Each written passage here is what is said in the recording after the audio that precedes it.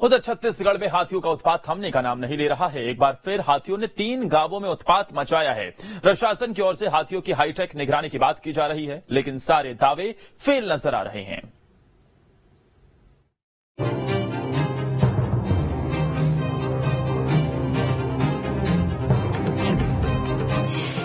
छत्तीसगढ़ में हाथियों का बढ़ता जा रहा उत्पात।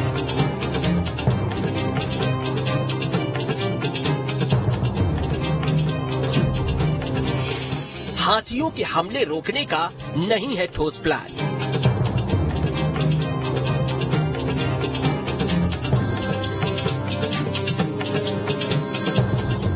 छत्तीसगढ़ में हाथियों की दहशत कम होने का नाम नहीं ले रही है। आए दिन हाथियों के चलते इंसानों का जीना मुश्किल हो रहा है।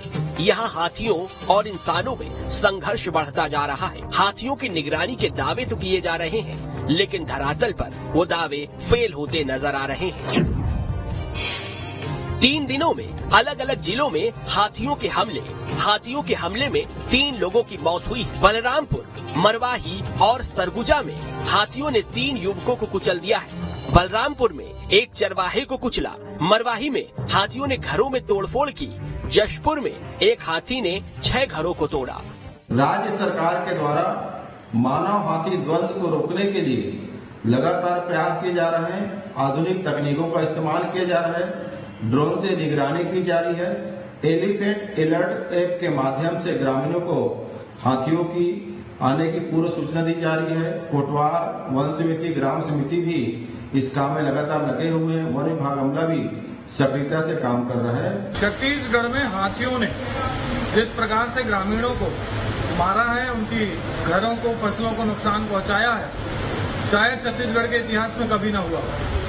लेकिन हाथियों के उत्पात से ग्रामीणों को बचाने के लिए जो पैसा आ रहा है, उसमें बंदरबाट हो रही है। कांग्रेस की सरकार ने वो पैसा भी खा लिया है। इसी का नतीजा है कि हाथियों का ये आतंक रुकता नहीं है, ये उत्पात लगातार जारी है। हालांकि हाथियों की सुरक्षा और जनमानस की सुरक्षा दोनों ही गंभीर विषय है और सरकार की ओर से हाथियों की गतिविधियों पर भी नजर रखने का दावा किया जा रहा है। Elephant tracking and alert app से निगरानी की जा रही है।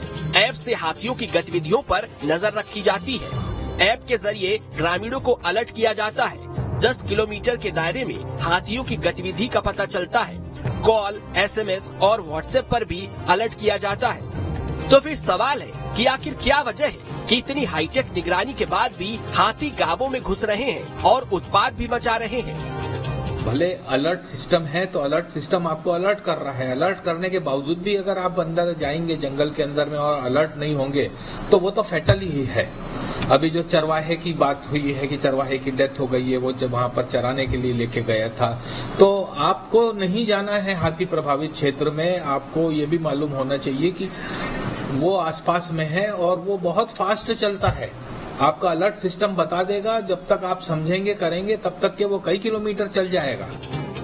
फिलहाल सरकार की ओर से हाथियों को संरक्षित करने की लगातार बात की जाती है, लेकिन कहीं न कहीं वन विभाग की सतर्कता कम दिखती है, जिसकी वजह से हाथी बड़ी आसानी से गांवों में घुसकर उत्पात मचाते हैं। ऐसे में एक ठोस नीति पर काम करने की जरूरत होगी। सवाल ये है कि जब छत्तीसगढ़ में एलिफेंट अलर्ट ऐप चालू हो चुका है तो निगरानी रखने में किस बात की दिक्कत हो रही है। दूसरा सवाल ये है कि वन विभाग की तमाम तैयारियां आखिर नाकाफी क्यों साबित हो रही हैं।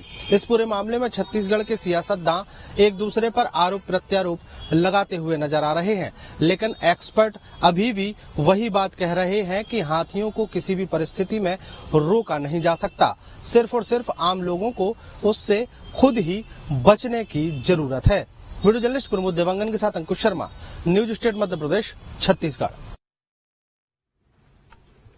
खबर तो यह है कि 10 बड़े राज्यों में सबसे कम हाथी छत्तीसगढ़ में है, लेकिन गजराजों से जनहानि सबसे अधिक छत्तीसगढ़ में हुई है।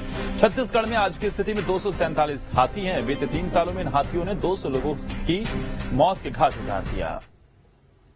आखिर में अब आपको मध्य प्रदेश छत्तीसगढ़ की वो जानकारी देंगे जिसके बारे में शायद कम ही लोग जानते होंगे। रीवा विश्व जगत में सफेद बाघों की धरती के रूप में भी जाना जाता रहा है।